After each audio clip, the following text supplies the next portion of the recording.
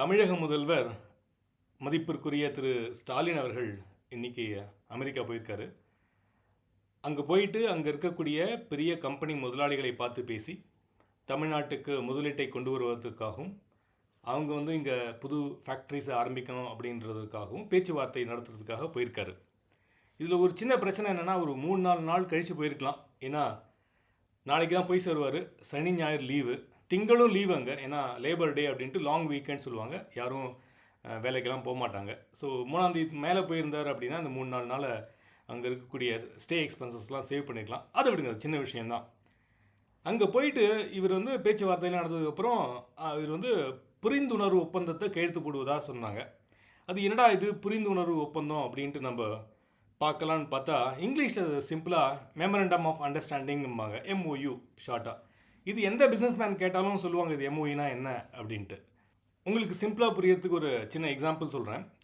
நீங்கள் ஒரு ஊருக்கு போகிறீங்க, வெளியூருக்கு, ஒரு கல்யாணத்துக்காகவோ இல்லாட்டி உங்கள் ஃப்ரெண்டு ரிலேட்டிவ் யாரோ பார்க்கறதுக்காக போகிறீங்க. பஸ் அவுட்டு இறங்கினோடனே பக்கத்துலேயே ஒரு டீ கடை. சரி, வீட்டுக்கு போகிறதுக்கு முன்னாடி ஒரு டீ சாப்பிட்டு போயிடலாம் அப்படின்ட்டு அந்த டீ கடையில் உட்காந்து டீ சாப்பிட்றீங்க.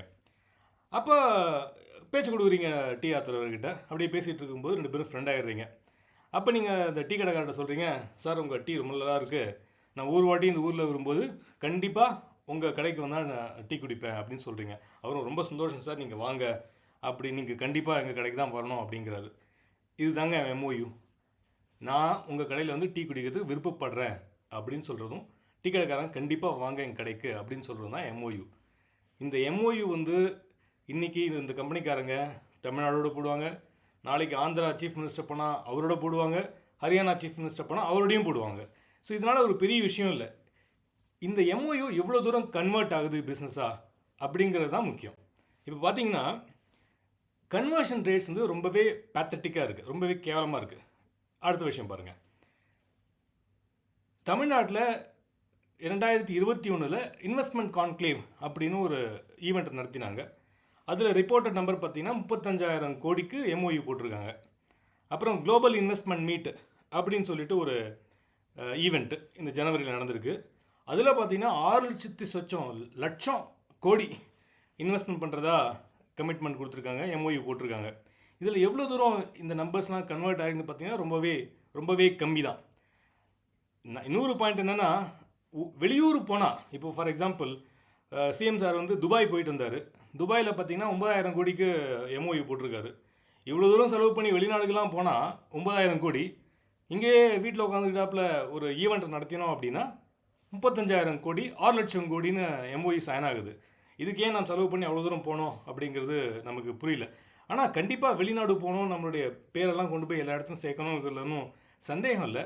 அது இன்னும் கொஞ்சம் கூட எஃபிஷியண்ட்டாக பண்ணலாம் அப்படிங்கிறது தான் பாயிண்ட்டு. இப்போது நீங்கள் புரிந்துணர்வு ஒப்பந்தம்லாம் போட்டுட்டீங்க. சரி, அந்த கம்பெனிக்காரன் இங்கே கடையை கட்டணும், ஒரு ஃபேக்ட்ரி நடத்தணும் அப்படின்னா அவனுக்கு தேவையான பேசிக் திங்ஸை நம்ம பண்ணி கொடுக்கணும் இல்லையா?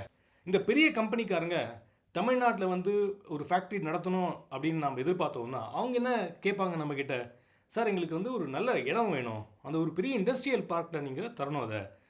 ஏன்னா நாங்கள் மாத்திரம் வரப்போகிறதில்ல, எங்களுக்கு சப்ளை பண்ணக்கூடிய சின்ன சின்ன ஃபேக்ட்ரிஸும் கூட வருவாங்க, அவங்களையும் அக்காமடேட் பண்ணுற மாதிரி ஒரு நல்ல இடம் வேணும். அந்த இடத்துக்கு தேவையான தண்ணி வசதி பண்ணி தரணும். நீங்கள் எலக்ட்ரிசிட்டி வேணும், தடை இல்லாமல் எலக்ட்ரிசிட்டி எங்களுக்கு நீங்கள் தரணும். எங்கள் எம்ப்ளாயீஸ்க்கு சேஃப்டி அண்ட் செக்யூரிட்டி தரணும். நம்ம இருக்கிற காலத்தில் லாஸ்ட்டு 6 மந்த்ஸில் 600 கொலைகள் நடந்திருக்கு தமிழ்நாட்டில். நீங்களே யோசிச்சு பாருங்கள், லா அண்ட் ஆர்டர் எப்படி இருக்குது இந்த சுச்சுவேஷன்ட்டு. இதை போயிட்டு அங்கே சொன்னால் என்ன கான்ஃபிடன்ஸ் வரும் நம்ம ஸ்டேட் மேலே அப்படின்னு எனக்கு புரியல. அப்புறம் இங்கே மேனுஃபேக்சர் பண்ண ப்ராடக்ட்ஸை துறைமுகத்துக்கு எடுத்து போகிறதுக்கு நல்ல ரோடு வசதி வேணும், டிரான்ஸ்போர்ட் வசதி வேணும். எந்த லட்சணத்தில் இருக்கிற நம்ம ரோடு அப்படிங்கிறது நமக்கு நல்லாவே தெரியும். இதுக்கு எல்லாத்துக்கும் மேலே சிவாஜி படத்தில் வர மாதிரி ப்ராஜெக்ட் வேல்யூ எவ்வளோ சார் அப்படின்னு நீங்கள் கேட்கக்கூடாது. இது கேட்காமல் இருக்க முடியுமா நம்ம கவர்மெண்ட்டால் அப்படிங்கிறது தெரியல. அந்த கேள்வி நான் உங்களுக்கே விட்டுறேன். இதெல்லாம் நம்ம சரியாக பண்ணிட்டோம் அப்படின்னா நாம் எதுக்கு போயிட்டு நம்மளை பற்றி ஊராக போய் பேசிக்கிட்டு இருக்கணும்? அவங்க தானாக வரப்போகிறாங்க.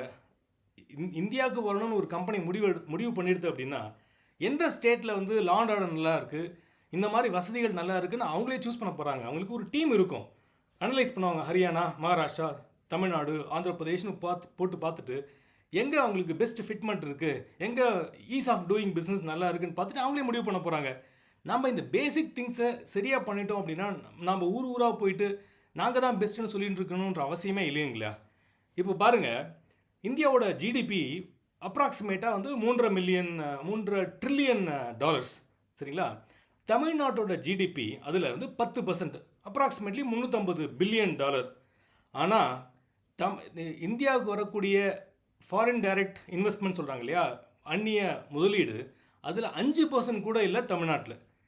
ஸோ இது என்ன சொல்ல வருது அப்படின்னா, we have to get our basics right. எல்லாத்துக்கும் மேலே ஒரு இன்ட்ரெஸ்டிங்கான விஷயம் என்னென்னா, நம்ம சிஎம் சார் போயிருக்கிறது ஸ்பேஸ் இண்டஸ்ட்ரி, அதாங்க ராக்கெட்லாம் விடுவாங்கள்ல, அந்த இண்டஸ்ட்ரியை ப்ரொமோட் பண்ணுறதுக்காக ஒரு நியூஸில் படித்தேன். இதில் என்ன பர்பஸ் இருக்குதுன்னு எனக்கு புரியல. ப்ரைமரி இண்டஸ்ட்ரீஸ் சொல்லுவாங்க இல்லையா, டெக்ஸ்டைல்ஸு, ஸ்டீல் மில்லு, ஆட்டோமொபைல்ஸு, இந்த மாதிரி இண்டஸ்ட்ரீஸை ப்ரொமோட் பண்ணால் நிறைய பேருக்கு வேலைவாய்ப்பு கிடைக்கும். அதை விட்டுட்டு ஸ்பேஸ் இண்டஸ்ட்ரியை ப்ரொமோட் பண்ணுறதுக்காக அமெரிக்கா போயிருக்காருங்கிறது ரொம்ப ஒரு ஆச்சரியத்தை கொடுக்குது. ஏதோ இந்த ட்ரிப் நல்லபடியாக முடிஞ்சு அவர் திரும்பி வந்ததுக்கப்புறம் அவர் சைன் பண்ண எம்ஓயூஸ் எல்லாம் ப்ராப்பராக ஃபாலோ பண்ணி நல்லபடியாக அவங்கள தமிழ்நாட்டுக்கு கொண்டு வந்து அவங்களுக்கு தேவையான சப்போர்ட் கொடுத்து அவங்க கம்பெனி ஆரம்பித்து நடத்தினாங்க அப்படின்னா எல்லாருக்குமே நல்லது தான். சீக்கிரமாக தெரிஞ்சிட போகிறது. அவர் திரும்பி வந்ததுக்கப்புறம் இதை பற்றி ஒரு வெள்ளை அறிக்கை இல்லாட்டி ஒரு ஸ்டேட்மெண்ட் கொடுக்குறதா சொல்லியிருக்காரு. என்ன வருது அப்படிங்கிறத நம்ம பொறுத்திருந்து பார்ப்போம்.